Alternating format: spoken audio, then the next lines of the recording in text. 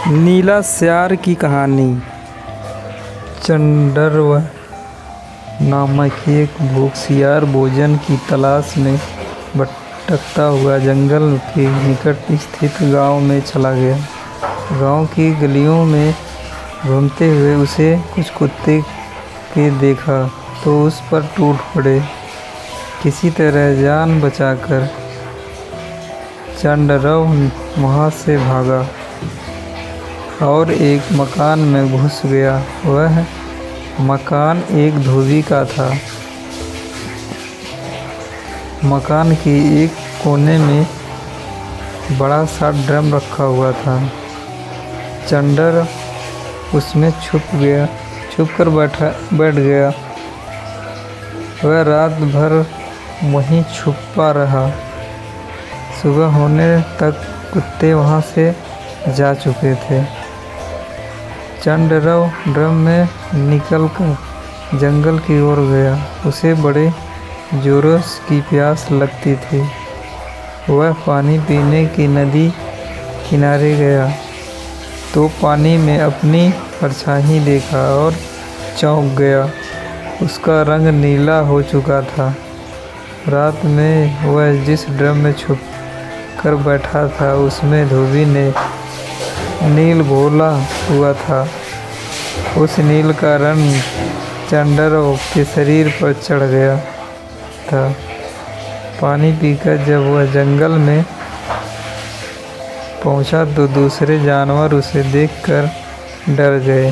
नीले रंग का विचित्र जानवर उन्होंने कभी नहीं देखा था। वे डर के मारे भागने लगे। चंडर ने जानवरों को भयभीत देखा तो बड़ा खुश हुआ। उसके दिमाग में जानवरों को भूख बनाकर जंगल का राजा बनने का विचार कौंधा।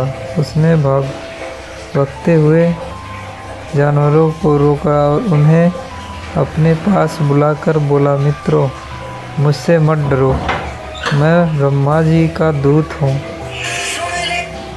उन्होंने तुम्हें तुम लोगों की रक्षा के लिए भेजा है। इस जंगल का कोई राजा नहीं है। अब से मैं तुम्हारा राजा हूँ। तुम लोगों की सुरक्षा की जिम्मेदारी अब मेरी है। तुम मेरे रज में आनंद से रहो। अब चंडर के मज़े हो गए। दिन भर वह छोटे जानवरों से अपनी सेवा करवाता, हाथी की सवारी पर कर जंगल घूमता, शेर, चीते और भेड़िए उसके लिए शिकार कर लाते। वह छक्कर उसका भक्षण करता और बचा हुआ मांस उन्हें देता। दिन बड़े ही शांतिपूर्ण रीति से गुजर रहे थे। लेकिन झूठ आखिर कितने दिन छुपता। एक न एक दिन असलियत बाहर आनी ही थी। एक सुबह चंडर सोकर उठा और अपनी माद से निकला। अचानक उसे कहीं दूर से सियारों की हुआ की आवाज़ सुनाई पड़ी। चंडर आखिरी था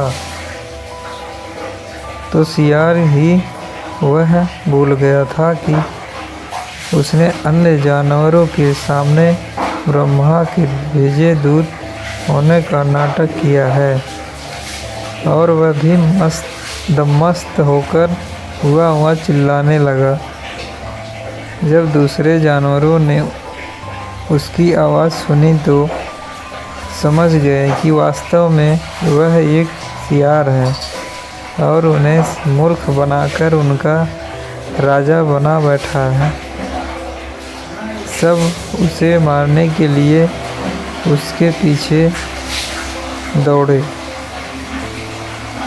चंडर ने भागने का प्रयास किया किंतु शेर चीते के पंजों से बच ना सका और मारा गया। सीख: जो आपको ठुकरा कर पराये को अपनाता है उसका नाश हो जाता है।